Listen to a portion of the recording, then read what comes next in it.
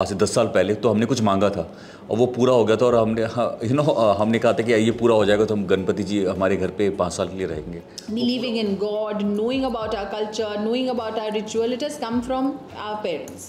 आप लाइफ में कुछ भी करो, आप जो भी करना है, लेकिन ब्लेसिंग्स बहुत ज़रूरी होता है, चाहे वो ब्लेसिंग्स किसी भी फॉर्म में हो, आपके बड़ों का हो या आपके गुरुओं का हो। हेलो एंड वेलकम, मैं हूं आकिब खान, आप सभी का स्वागत है बॉलीवुड क्रॉनिकल में। आज मौका है खास और जोड़ी भी खास है क्योंकि 1 नहीं 2 नहीं 3 नहीं 10 साल से बप्पा इनसे मिलने आ रहे हैं। तो गुरमीत देवीना, बहुत बहुत स्वागत है आपका बॉलीवुड क्रॉनिकल में। It's been 10 years। तो क्या कहेंगे, हाउ इज़ द जोश? जोश इज़ हाई यार, मतलब जोश तो हमारा हाई रहता है, आप देख ही रहे हो। फुल जोश में इतना घूम फिर के हम आए हैं, फिर भी हम थके नहीं हैं। 10 साल के, अभी मुझे लगता है 50-60 साल भी हम चाहते हैं कि बप्पा का आशीर्वाद बना रहे, हमारे घर में बप्पा आते रहे, इसी जोश के साथ हम सेलिब्रेट करते रहे, इसी जोश के साथ हम लोग पूरे फैमिली दोस्तों के साथ मिलते रहे। फर्स्ट ईयर नए घर में Bappa, if I am not wrong, ये पहला साल है बप्पा नए घर में है जी। तो आप क्या खास तैयारी की है इस घर के लिए बप्पा को लाने के लिए? You know, मुझे लगता है कि it was just yesterday that Bappa came to our house for the first time, like first time ever, 10 years back, और वो कल जैसा ही फील होता है। तो तभी भी हम लोगों ने बोला था कि नेक्स्ट ईयर हमारे फर्स्ट घर में बप्पा जी पहली बार आएंगे। And it was a lovely feeling. I still remember उस टाइम पे कोई पंडित जी नहीं आते थे पूजा करने के लिए, हम लोग खुद ही बैठ के ऐसे मंत्र का बुक खोल के ढूंढ रहे थे कि यू नो प्राण प्रतिष्ठा का मंत्र कौन सा है। इट इज़ जस्ट येस्टरडे और आज इट इज़ 10 years। बीच में बहुत सारी चीज़ें गई, बीच में 2 साल गुरमीत ने खुद बप्पा बनाए। हाँ, तीसरे बार में वापस से मतलब दूसरा वाला जोश आया, पर देवना ने इतना डिमोटिवेट किया कि मैंने बनाना छोड़ दिया। हाँ, पिछले एक बार मैं इतनी मूर्ति लाई, ये मिट्टी लाई और इतना सारा गुरमीत ने सारा मिट्टी वेस्ट करके इतनू सा मिट्टी का मूर्ति बनाया।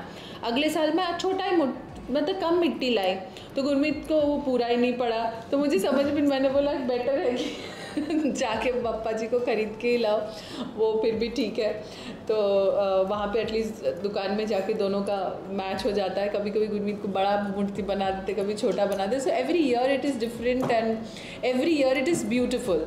And in this new house it is again Bappa ji for the first time. और इसी तरीके से बप्पा कृपा बनाते बनाते हमारे साथ ट्रैवल करते रहे। अच्छा, थोड़ा सा पास में ले जाना चाहूँगा 2008 रामायण, जिसके बाद लाइक आप लोगों के प्रति लोगों की आस्था, लाइक वो आप लोगों को इमेजिन भी करने लग गए थे उस चीज़ को लेकर के। सो आपसे ये पूछूंगा कि आप लोग कितने रिलीजियस हैं, लाइक उसके बाद वो उस जर्नी के बाद, रामायण जर्नी के बाद से आप लोगों का कितना बिलीफ चेंज हुआ और आप लोग कितने रिलीजियस हो गए चीज़ों को लेकर के? यार हम लोग हमेशा से, हम दोनों एक्चुअली हमने अपने पेरेंट्स को देखा है कि जो आप सीखते हो बचपन में अपने पेरेंट्स को देख के सीखते हो। तो हमारे घर पे भी माहौल वैसे ही रहता था, हर त्यौहार बहुत ही धूमधाम से मनाया जाता था। तो जब बड़े हुए तो वो हमारी रिस्पॉन्सिबिलिटी हो गई कि हम भी वैसा कुछ करें। तो हमें यू नो हम जब Ram Sita, I'm correcting you. I think I'll tell you that even though Gurmeet's dad is in army, he reads the Ramayana every day. मतलब मुझे आज भी, मतलब जब भी वो आते हैं यहाँ पे और सुबह पता नहीं कौन से 3-4 बजे उठ जाते हैं और रामायण पढ़ते हैं पूरे। मुझे यकीन ही नहीं हुआ था कि मतलब ऐसा कोई आज के ज़माने में भी कर सकता है कि लोग रामायण पढ़ सकते। सो मतलब पूरा इतना सारा, and it's such a fat book. तो उससे मुझे पता चला दैट इट्स इनहेरेंट और आप सिखाया नहीं जा सकता है सडनली। यू नो, धर्म, पूजा पाठ, शास्त्र, ये सब आप माँ बाप को देख के सीखते हो। Like my mom would diligently do puja every single day. कौन सा तिथि है, कौन सा त्यौहार है। हम लोग अब्रॉड में भी घूम रहे थे तो मतलब क्या चीज़ चल रहा था, मुझे तो ऐसा लग रहा था मम्मी का इंडियन टाइम चल रहा था। यू रिमेंबर, इंडिया में बजा है 11:30 बजे।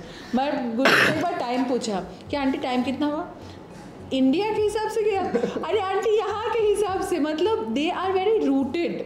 सो आई थिंक ये जो believing in God, knowing about our culture, knowing about our ritual, it has come from our parents and we were always like this. Okay, अच्छा, जुलाई में आप लोग काशी गए थे if I am not wrong. हाँ। उसके बाद फिर अभी यूरोप टूर था आपका, फिर गणपति बप्पा आए हैं। सो आप लोग भी काफ़ी एडवेंचरस भी हैं, रिलीजियस भी हैं। सो ये कैसे मैनेज करता है कि दोनों की तरफ से, किसकी तरफ से ज़्यादा ये रहता है कि लाइक सब चीज़ें बैलेंस करनी है? आप घूमना भी है, रिलीजियस चीज़ें भी फॉलो करनी है, सब चीज़ें। सो यार आई थिंक यू नो आप लाइफ में कुछ भी करो, आप जो भी करना है, लेकिन ब्लेसिंग्स बहुत ज़रूरी होता है। चाहे वो ब्लेसिंग्स किसी भी फॉर्म में हो, आपके बड़ों का हो या आपके गुरुओं का हो, आपके टीचर्स का हो, आपके बॉस जो आपको सिखाते हैं, या भगवान हो, हर जगह आपको ब्लेसिंग्स की बहुत ज़रूरी है। आई थिंक वो चीज़ कभी आपको भूलनी नहीं चाहिए। तो हम अपनी लाइफ को बहुत बैलेंस करके रखते हैं, कोई भी चीज़ हम एक्सट्रीम नहीं करते। हम जैसे अभी हाल ही में हम बात कर रहे थे, हम नॉर्मली हम इंसान भी ऐसे हैं कि या कुछ प्रॉब्लम आती है तो आप भगवान के पास जाते हो या गॉड के पास या अल्लाह के पास जाते हो और प्रार्थना करते हो सब ठीक हो जाए। लेकिन बहुत कम लोग ऐसे होते हैं कि वो मोस्टली कुछ अच्छा हो रहा है वो भूल जाते हैं।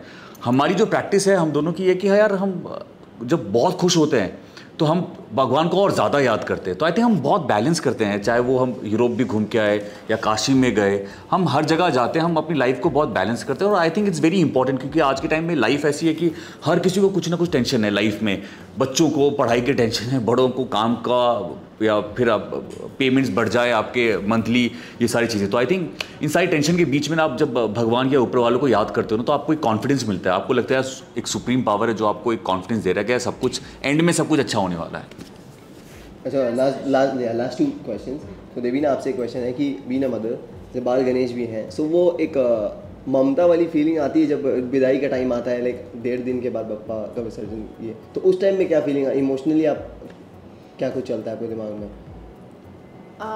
एक्चुअली मतलब वेदर इट इज़ बाल गणेश और यू नो जैसे लाल बाग चे राजा को भी अगर हम घर पे लाते हैं, विसर्जन के टाइम एक अलग डिटैचमेंट वो वाला होता है, दैट यू नो बस ख़त्म हो गया, पप्पा जी घर पे थे, there was a special attachment that happened for the last 1.5 day. I mean उनके साथ उठ रहे, everything is around him and suddenly he is gone, he is not there. But ये मतलब वो कोई भी गणपति बप्पा के साथ थे, मतलब बाल गणेश तो इसलिए है because there is a special नाता with children now. In fact last year भी हम लोगों ने मतलब सोच समझ के ही बाल गणपति लेकर आए थे, बिकॉज घर पे अभी बच्चे हैं, सो बाल गणपति।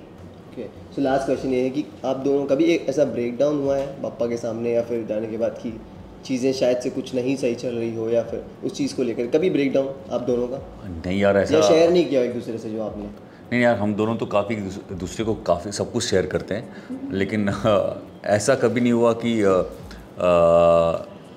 हमें वी आर वेरी ब्लेस्ड यार कि हमारी लाइफ में सब कुछ अच्छा रहा है। और बप्पा जी का तो आशीर्वाद हमेशा रहा है।